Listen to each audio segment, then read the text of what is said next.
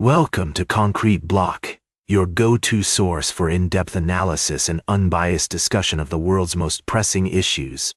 I'm your host, Walter, and we're glad you're joining us today. As we dive into the day's top stories, our focus turns to the ongoing conflict between Ukraine and Russia.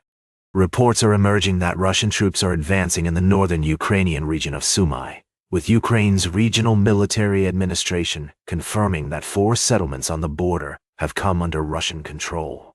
Now, let's take a step back and examine the situation.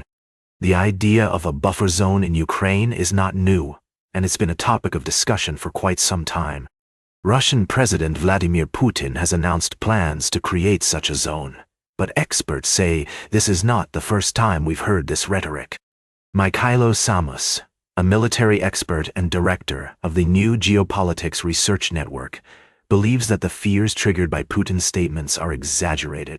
He points out that Russia has made similar announcements in the past, and it's likely just another attempt to attack Ukrainian territory. On the other hand, Ruslan Mykala, co-founder of the independent Ukrainian intelligence service Deep State UA, warns that the current Russian territorial gains around Sumy should not be underestimated. He says that the occupation of strategically important areas, such as the village of Unakivka, could create new hazards for the civilian population and give Russia an advantage in terms of launching drone attacks on Sumy's city center. It's clear that the situation is complex, and both sides are trying to capture advantageous positions in the border area. As we continue to monitor the developments, it's essential to consider multiple perspectives and avoid jumping to conclusions. We'll be keeping a close eye on this story and providing updates as more information becomes available. In the meantime, we want to hear from you. What do you think about the situation in Ukraine? Do you have any questions or concerns? Share your thoughts with us on social media using the hashtag #ConcreteBlock. We'll be right back with more of today's top news on Concrete Block. Welcome back to Concrete Block. We're diving into a complex and intriguing topic that's been making waves in international relations. As we explore the nuances of global politics, it's essential to examine the multifaceted relationships between nations. Recently, there have been concerns about China's involvement in the ongoing conflict in Ukraine. Reports suggest that China has been providing support to Russia, which has raised eyebrows among Western nations. The situation is delicate, with both the United States and Europe attempting to navigate their relationships with China, while also addressing the crisis in Ukraine. On one hand, China's role in the conflict has been seen as a way for the country to expand its influence on the global stage.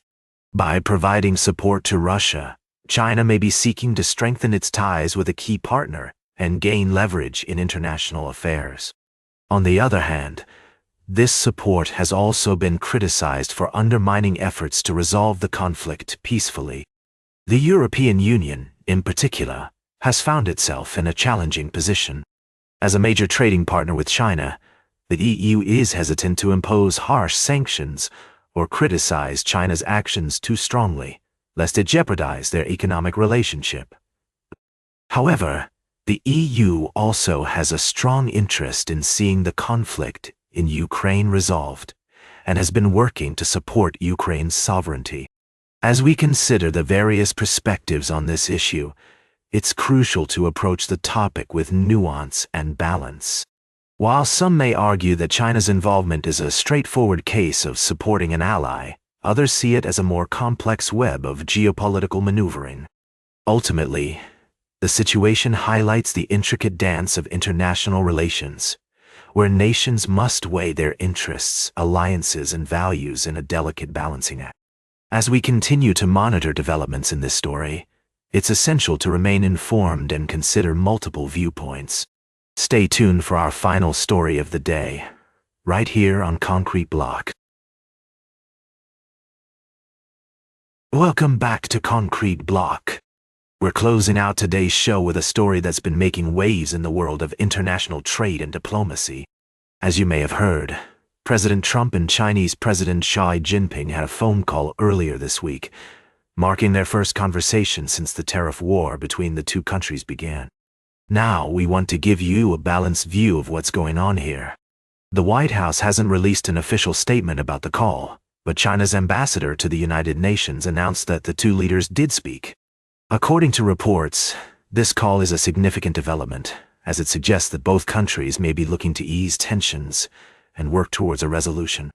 To give you some context, the trade war between the US and China has been escalating over the past few months, with both sides imposing tariffs on each other's goods.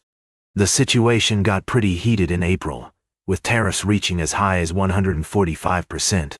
However, in May, the two countries agreed to a 90-day pause on most of their levies, which was seen as a positive step towards resolving the dispute. But here's the thing.